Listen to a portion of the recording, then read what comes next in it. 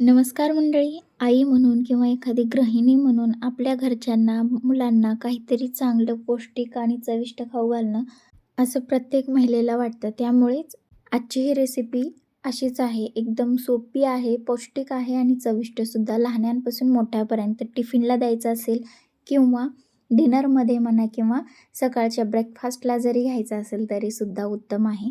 तर यासाठी काय करायचं आहे, इथे आपण मेथी वगैरे कट करून घेतलेली आहे. इथे मक्याचं कणीससुद्धा आपण उकडून घेतलेलं आहे. त्यालासुद्धा आपण बारीक असं कट करून घेतले. तुमच्याकडे ज्या ज्या व्हेजीज असतील त्या तुम्ही इथे कट करून घेऊ शकता. त्याचबरोबर मी इथे थोडासा दुधी भोपळा आहे तो सुद्धा खिसून घेतलेला आहे. असं मुलं खायला नको म्हणतात, त्यामुळे मग असं कशात तरी खिसून वगैरे घालून त्यांच्या पोटात घालणं हाच प्रत्येक महिलेचा उद्देश असतो. सो चला आपण सुरुवात करूयात रेसिपीला. त्याआधी कढईमध्ये थोडंसं तेल टाकलं आहे, थोडीशी मोहरी टाकलेली आहे आणि थोडंसं आलं खिसून टाकलं आहे. त्यामध्ये थोडीशी कोथिंबीर आणि जे कॉर्न आपण कट करून घेतले होते ते त्यामध्ये टाकून घ्यायचे. चिरलेली मेथी आणि कोथिंबीरसुद्धा त्यामध्ये आपल्याला टाकून व्यवस्थित असं आपल्याला त्याला परतून घ्यायचं आहे. जास्त परतत बसायचं नाही, हलकंसं परतून घ्यायचं आहे, कारण सगळ्या भाज्या ज्या आहेत त्या उकडलेल्या आहेत. फक्त मेथी थोडीशी आपल्याला त्यातून परतून घ्यायची होती. मेथी थोडीशी कमी प्रमाणात घ्या, जेणेकरून करवटपणा लागणार नाही. आता इथे 1.5 वाटी आपण रवा घेतला आहे. त्यामध्येच आपण पाव वाटी इतकं दही घेतलेलं आहे. त्याच वाटीने 2 वाट्या पाणी आपण या रव्यामध्ये टाकून घेतलेलं आहे. लागेल तितकं पाणी आपल्याला त्यामध्ये टाकायचं आहे आणि व्यवस्थित असं आपल्याला त्याला मिक्स करून घ्यायचं आहे.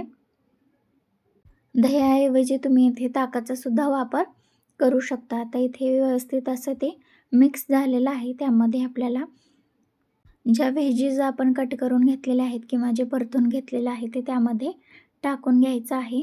पावसाळा दिवस आहे त्यामुळे मक्याचे कणस खूप प्रमाणात भेटतात, त्यामुळे आवर्जून टाका. मुलांना सुद्धा ते खायला आवडतात.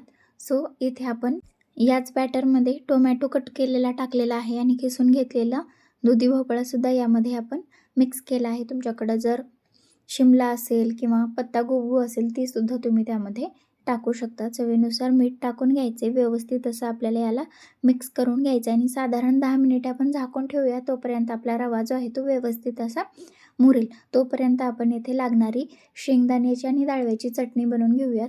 याच्यासोबत ही चटणी खायला एकदम उत्तम अशी लागते. तर येथे आपण शेंगदाणे, डाळवं, कोथिंबीर, कढीपत्ता आणि त्याचबरोबर आलं टाकून त्याला व्यवस्थित असं परतून घेतलं आहे. त्यामध्ये थोडेसे जिरे टाकलेत आणि त्याला मिक्सरमध्ये आपल्याला बारीक असं वाटून घ्यायचं आहे. यामध्ये चवीनुसार मीठ टाकून घेऊयात आणि एकदम बारीक असं त्याला आपल्याला वाटून घ्यायचं आहे. त्यामध्ये 2 चमचे आपण दही टाकलेलं आहे. थोडंसं आंबटपणा असेल की खायलासुद्धा चव येते. सो इथे आपण चटणी ही वाटून घेतलेली आहे. इथे बघू शकता तुम्ही नुसत्या शेंगदाण्याचीही बनवू शकता किंवा ओल्या खोबऱ्याची किंवा ओल्या शेंगदाण्याची सुद्धा चटणी बनवू शकता. तसे ओल्या शेंगदाण्याच्या चटणीचा व्हिडिओ आपल्या चॅनलवर आहे. त्याची लिंक मी डिस्क्रिप्शन बॉक्समध्ये देते. सो नक्की जाऊन बघा. येथे आपली चटणी जी आहे ती बनवून तयार झालेली आहे. त्यावर आपण तडका मारून घेतलेला आहे. तोपर्यंत आपल्या इथे जे बॅटर बनवलेलं आहे ते सुद्धा व्यवस्थित असं भिजलेलं आहे. तर आता यामध्ये आपल्याला पाव चमचा जो आहे तो बेकिंग सोडा किंवा खायचा सोडा टाकायचा आहे, जेणेकरून आपले आप्पे जे आहेत ते एकदम मस्त असे फुगतील.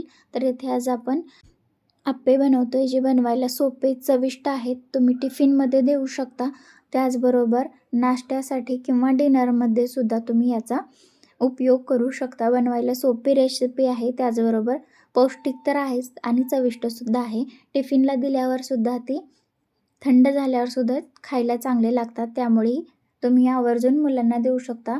आप्पे भांड्यात तेल टाकून सगळं बॅटर व्यवस्थित त्या पात्रात टाकून घ्यायचं आणि 5 मिनिटे मंद आचेवर त्याला वाफून घ्यायचे. असे फुगून वर आले की नंतर मग आपण त्याला पलटून 3-4 मिनिटे आपल्याला याला वाफून घ्यायचे आणि इथे जे आहेत ते आपले आप्पे बनून तयार होतात. त्याला दोन्ही बाजूनी व्यवस्थित असं आपल्याला परतून घ्यायचं आहे आणि इथे गरमागरम आणि पौष्टिक असे आप्पे बनवून तयार होतात. कोणीच म्हणणार नाही की आपण हे तांदळाच्या पिठापासून बनवलेले नाहीत. चवीला उत्तम लागतात. तुम्हाला हवं असेल तर थोडंसं तांदळाचं पीठ तुम्ही त्यामध्ये टाकू शकता चवीसाठी. बनवायला सोपी आणि पटकन होणारी रेसिपी आहे. त्यासाठी फक्त आपल्याला मक्याचं कणीस जे आहे ते उकडून ठेवावं लागेल. फक्त एवढंच करावं लागणार आहे. सो इथे आपले जे आप्पे आहेत बनवून तयार झालेले आहेत. त्यावर थोडासा सांबर मसाला आपल्याला टाकून घ्यायचा आहे आणि सांबर मसाल्यामुळे आप्यांना एक वेगळी चव येते. तर तुम्ही यांना चटणीसोबत, सांबारसोबत ट्राय करू शकता. सो व्हिडिओ कसा वाटला कमेंट करून नक्की कळवा. आणि आपल्या हा टिफिन सिरीजमधला 8वा एपिसोड बनवून तयार झालेला आहे. बनवायला सोपी आणि टेस्टी रेसिपी आहे. एक वेळेस नक्की ट्राय करा आणि कमेंट करून सांगा. चला भेटूयात पुढच्या एपिसोडमध्ये. तोपर्यंत बाय.